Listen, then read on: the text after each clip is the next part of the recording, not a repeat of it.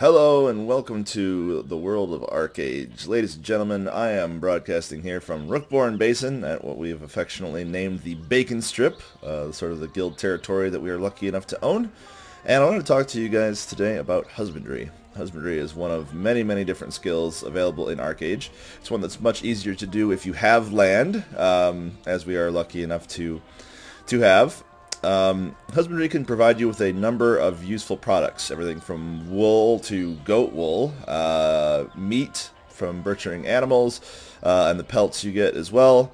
You can get milk from cows, fur from yadas, feathers from geese, eggs from ducks, or eggs from chickens, and so on. So there's a large variety of available products you can get. So I want to talk about the way that you manage your animals and how you can make the most out of them. So the first thing you're going to need after you actually get the animals, which, by the way, do not ever buy them from the auction house unless they are actually cheaper. All of the animals available to you in Husbandry are available from the vendor. So if I head over here to the livestock merchant, hop off my trusty steed, you can see every single animal in the game is available from the vendor, and do not buy them from the auction house unless somebody is selling them for cheaper than what they're supposed to be sold for. So all the dairy calves, piglets, chickens, all that sort of stuff, all available from the vendor, so do not buy them anywhere else. So anyway, I'll show you some of the various types of livestock that we have in use here at the Bacon Strip. If I can head back over here as Gaben watches me.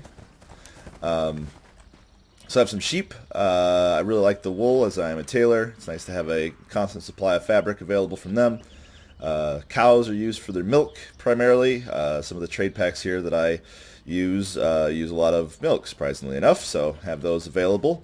And over here we have a nice little supply of chickens, ducks, and geese in their pens, which I'll get to here in just a little bit as to exactly what they give you.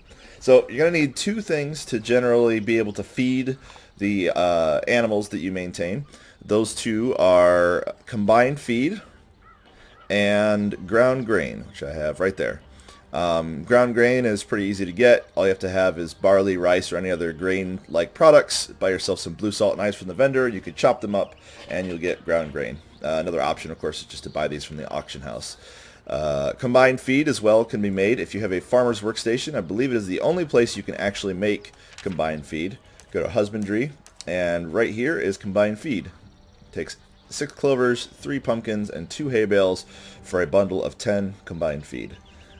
So it's good to have these on hand. I mean, you're going to be using a lot of combined feed. You could always buy it off the auction house, but if you can get your farmer's workstation set up, probably not a bad idea. Actually, just a quick aside on the farmer's workstation, there's a recipe somewhere within the bevy of recipes available under carpentry that allows you to make your farmer's workstation. It does take your small scarecrow design, viscous glossy oil, which aren't too expensive, and 30 lumber. You basically just combine those. You do lose out on the potential future of having a small farm, though you can always get one on an alt if you have room available, and that'll allow you to build a farmer's workstation, which must be placed on another property that you have. So if you just make it and you have nowhere to place it, you're kind of out of luck. But yeah, the farmer's workstation is quite nice. You can have a store here to buy all the different things you'll need for various things. Some nice little scrolls that boost the speed, or reduces the speed it takes to do different actions. So pretty handy stuff. And actually, while I'm here, I'll talk about livestock supplements. Sometimes your poor little animals will actually get sick, and they'll say, I believe, either sick or diseased as their adjective. I don't believe I have any right now to show you, but they'll have little green bubbles coming out of them like they're going to hurl or something. When you get that status effect, you have to use the livestock supplement. I believe you can buy it off auction from other people who have bought it, but it's much cheaper to get it there. And if you can't get it from there, you can always go to your faction's vocational vendor, which is near Anvilton and Tiger Spine if you're east, or I believe in Liliat Hills near Windshade if you are west. So you can always buy it there, but having the farmer's workstation is really nice because it saves you the sort of trip. So anyway, let's go over the different status effects. So when their name is just sheep or dairy cow, that means that they are ready to go. They need to be fed in order to be goaded into getting a product out of them. But that's all it has to say. If it just says recovering, that means they've already been milked or sheared or whatever. So if you were to try to butcher a recovering animal, it'll tell you. It says needless butchering. An enemy must be thriving, as it were, and I'll go ahead and feed the sheep here to show you what thriving looks like. An enemy must be thriving to be able to get their full product. So if I shear them, I will get a large quantity of wool, or if I butcher them, I will get a large quantity of meat. I don't want to kill my poor little sheep because I need them to continue producing wool for me, so I'll go ahead and give them a little snip here. After the snipping is done, I got a handful of that. Let's see if I can find, yep, 19 wool from that one. While you are doing these actions, you have a chance of getting a rare drop. The rare drops are green in quality, grand, and they are usable to produce 3 times as many as the normal harvest would yield. So if I were to consume this, and actually I'll go ahead and do that, you just right click on it and I will acquire about 54 wool instead. I believe there are a small amount of these green drops that are actually used themselves, but largely they're just a nice little extra bonus. And the higher husbandry proficiency you have, the higher chance you have actually getting one. So I'm going to go ahead and continue to shear my sheep here a little bit. And I'll go over and milk some cows as well. I'll show you a few of the other random events that can happen other than being sick. In fact, I think I have a hungry sheep over here. So go ahead and milk this cow, feed him first with the combined feed. As with any skill, your labor costs will actually go down as you get higher skill. You'll get discounts. Let's see if I can get into the... Yeah, it says it's going to take 15 labor, but it actually only costs me 12 because of my level in the abilities, in the husbandry ability. Okay, so this hungry sheep, he's a little extra hungry. Just as normal, if I were to try to butcher it, it would actually give me the penalty there. But if I feed it first, it will turn into a regular sheep. So this is just an event where this sheep is particularly hungry and you have to feed them twice. So no big deal. Those little pink flowers coming out of their head indicates that they are thriving. But there's actually another status effect that will look the exact same way. If you haven't fed them and they have the pink flowers over their head, I wish they would kind of differentiate this a little bit better, then they are dying. They're not just sick, they're dying. The poor thing has just had enough of its life, and the only option that comes available is to shear it, and apparently this kills the sheep. So, poor thing. He's given its all, so I will have to replace them. Actually, that'll be a good thing, so I can show you what it's like to have to actually place them and all that. There's a few other things that will occasionally happen if you have coops or pens. They will occasionally become broken and need to be repaired. This is kind of the same equivalent of the hungry status effect. It's just another extra little cost of doing business, so to speak. So if I repair that, and then I can then feed them and get the product from them, which is, in the case of a chicken coop, some eggs and some fresh fertilizer. There are a number of pens available in husbandry. If you go to the animal pen section here, a lot of these require much higher skill levels to build. You can place them at any skill level, so these may be worth it for you to buy them off the auction house. The animal pens are really huge. You can only fit 4 of them on a large farm. The coops and cages are much smaller, as you can see. You can fit about 8 of them if you position them right, and you can still get a little bit of land for some other things. All of these different pens and cages produce fresh fertilizer. That's the real benefit. Not only does it save you a little bit of time, and in some cases, I believe that the harvest time is a little shorter. Not so much, I think, on the initial ones, but I think like the dairy pen, cows take 10 hours. Whereas the dairy pen is milkable every 6 hours. So you actually get more product more quickly in some of these cases. Blizzard bears sheared every 1 day, 5 hours, every 24 hours there. So yeah, definitely a little bit of a faster resource acquisition, and you also get the fresh fertilizer. Fresh fertilizer is very handy. If you go to the crafting station here, go to farming. Under farm tools, you can see eco-friendly fuel. This is how you build the eco-friendly fuel that is used to make ships and cars so much faster. Like for example, I have a farm cart, lucky enough to own one of those. If I summon it here, I will show you the option that comes available. Apparently I wanted to summon it way the heck over there. That's alright though. Sometimes I don't understand this game. But if I hop on here, you can see the T option. Whoa, I'm still stuck in the lovely trees there. First round in New Morning. Increases move speed by 50% for 8 minutes. Takes 1 eco-friendly fuel when you use it. So very handy. Much faster trade runs. Much faster maneuverability on the water. Very nice to be able to make those yourself. Again, those are also sellable in the auction house, but you're always going to be paying somebody for the work that they do and the resources that they've used. So there's a good chance that it may be cheaper in the long run to make your own. Plus, it gives you skill ups, which is always handy. I'm willing to break even on a product if I'm getting skill ups and furthering my ability. But that's just kind of the way I see it. So that's a pretty quick overview of all the stuff you can do with regular husbandry. I don't think I really missed much of anything. All the animals have to be placed there, and I'm going to go ahead and head over and buy that sheep that I said I wanted to. And in a later video, I will likely talk about ideal placement of certain things on farms as I have the opportunity to change the size of the farms that I'm actually using. Optimal farmland use is really important. Because it's nice to own a lot of land, but if you're not using every last little square inch of land, you might as well not be owning it, in my opinion. I know it can get kind of tedious, but growing things in every little place that you can, as you can see, I'm currently growing cultivated ginseng in a lot of these little holes that are available, is quite handy. Quite handy indeed. Actually, it looks like our pines are going to be coming up here soon, some of them at least. Oh, those are actually going to potentially change in just a few minutes. So, alright, anyway, my buddy's here. Tell them I'm recording. So anyway, I believe it was right here about where the poor little sheep decided to meet its end. So I'm going to go ahead and take a moment to get this just aligned properly. And there we go. Place him. I like to have all my sheep facing to the outside because why not? And then you can just let it grow from this point, 10 hours and 28 seconds. But otherwise you can actually feed them.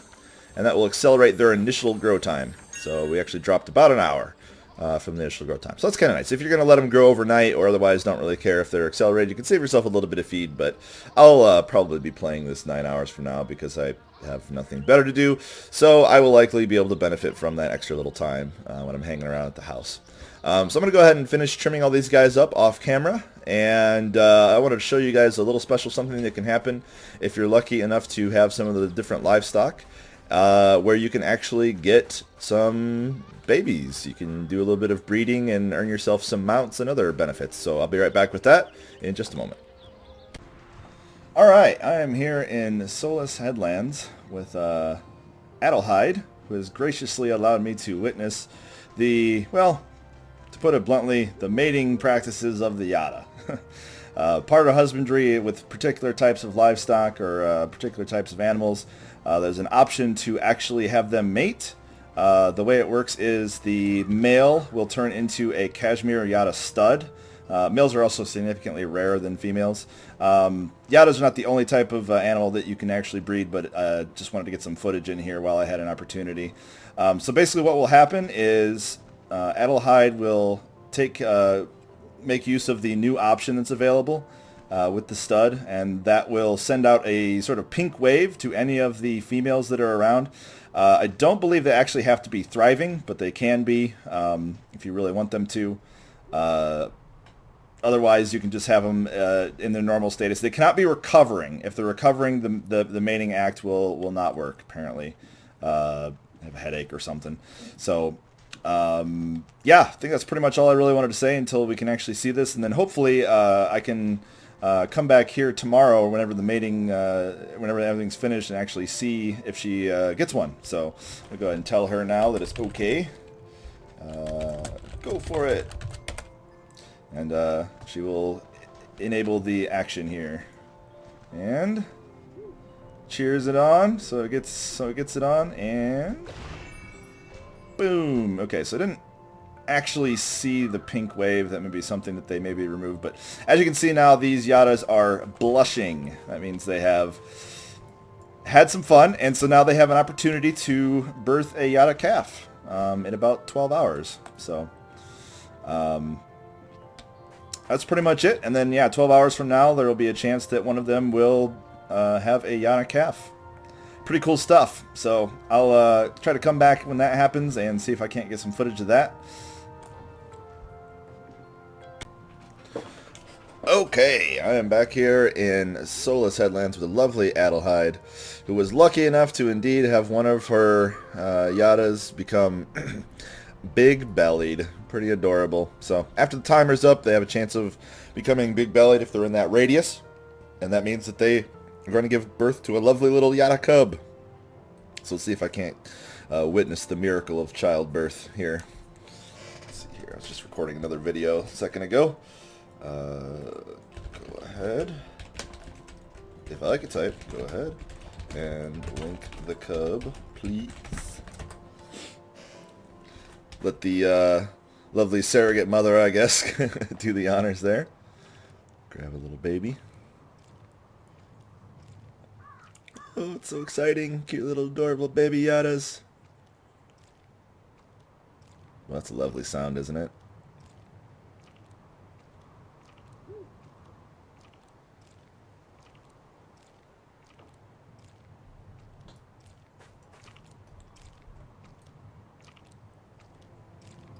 Sure takes a while. And there we go. The lovely mother recovering female cashmere Yada. So adorable. Aw, and she got a cute little black Yada calf. Isn't it just adorable? What a little sweetie. So cute. So there you go. That's the process of husbandry mating. Livestock. Whatever. Shenanigans. So anyway. Hopefully you learned something from that there, and we'll move on to the rest of the guide. Okay, so having magically transported myself through space and time, I've arrived back at Bacon Strip after that lovely little detour to watch the miracle of childbirth. And I've arrived pretty much at the exact same time that I was recording the earlier part of the video. As you can see, my dairy cows have just been milked. And I want to talk just for a little bit to wrap this video up about the different climates. If you check your map, you can actually see in the lower right-hand corner what climate the zone that you're in has. So, for example, this is a temperate climate. If I go over to Windscour Savannah, that's arid. If I go to Mahadevi, it's tropical. And then over here, way over on the other side in Carcassa Ridgelands, it's subarctic. Those are the 4 different types of climates that are available to you. Certain plants and animals are native to certain climates. And actually, when the Aurora area opens up here in the north, these areas have 2 climates that they favor, which is pretty powerful, being able to switch between all those different types. Temperate in general is kind of the, I don't want to use the word best, but there are many more plants and animals that favor a temperate climate than other ones. So what you get from temperate is sort of a general use climate, whereas the other ones are more specialized. So for example, in the arid climate, I believe cacti and definitely Yadas are favored with a arid climate, which makes it so much easier to raise them successfully. Being in the right climate confers a 30% discount on any actions taken, whether it's the initial growth time or the cooldown that it takes between harvest. So for example, as you can see, I'm mousing over the dairy calf, which is supposedly milked every 10 hours, but being this is temperate and I just milked this guy, it's actually, this lady I should say, it is a 7-hour duration. And actually I'm going to show you just as an example, this is a water buffalo calf that I just purchased, matures in 1 day 10 hours, which is 34 hours. And if I place it here in a non-native climate, as you can see, it's supposed to be tropical, but it is not. If I place this here, you can actually see 1 day, 10 hours, and a little bit of change. So no discount for me because it's in the wrong climate. So when you're curious about the duration of harvest time or anything like that, this applies for all plants and animals, not just it's not just for husbandry. It's for all the other vocations, trees, everything. There is a pretty substantial benefit for planting things or raising animals that are within your own climate. So make sure you pay attention to that. And actually, there are a number of, I think trees may be the only ones that have them that are favorable in all climates. For example, poplars do not have a favored climate, so poplars are a pretty good tree to harvest in a 12-hour period. But kind of digressing a little bit away from the original point of this guide, which was husbandry. So I believe I've pretty much covered everything. Not really much else to say. Just go out there and explore this stuff on your own. If you're lucky enough to own some land, husbandry is a very fulfilling profession to have.